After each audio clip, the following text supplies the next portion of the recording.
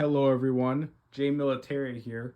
Today I will be covering the World War II style United States Marine Corps Bolo knife, commonly referred to as the hospital corpsman knife due to the common usage by the United States Navy corpsmen during the war. First off, what is a Bolo knife? A Bolo knife is a knife or edge weapon from Tagalog-speaking regions around the world like the Philippines. When did the Marines adopt this style of knife? The Marines started using knives like this in the very early 1900s after the Spanish-American War and before World War I. They saw more widespread manufacture around World War I, with the first models looking different than this one right here.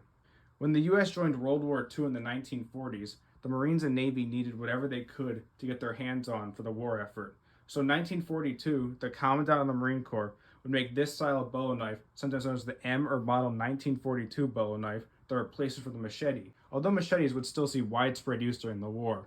This knife, although supplied and issued by the Marines, would see more issuing and use to the Navy, especially by corpsmen. Now that we're done covering the basic info, what is the setup I have here?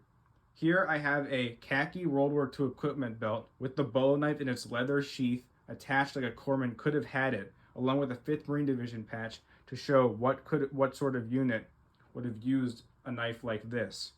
Let's take it out for a closer look.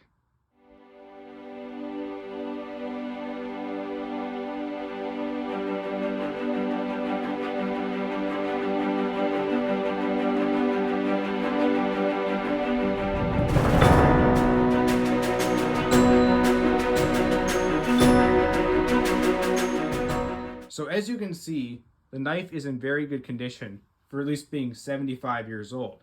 The markings on the knife are, of course, USMC and the manufacturer's marking, which in this case is Chantilly, New York, which could also be the city of manufacturer, not the maker. And the knife is a very basic construction with a thick and heavy metal blade and a wooden handle. The last thing I wanted to cover was the use of this knife or knives very similar to it in the post-World War II world. In the second setup I have, you can see camouflage ERDL jungle fatigues and the hat and boots used in Vietnam that a soldier in Vietnam could have used.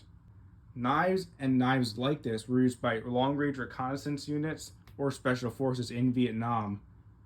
This was not a necessarily common practice, but it definitely was seen occasionally.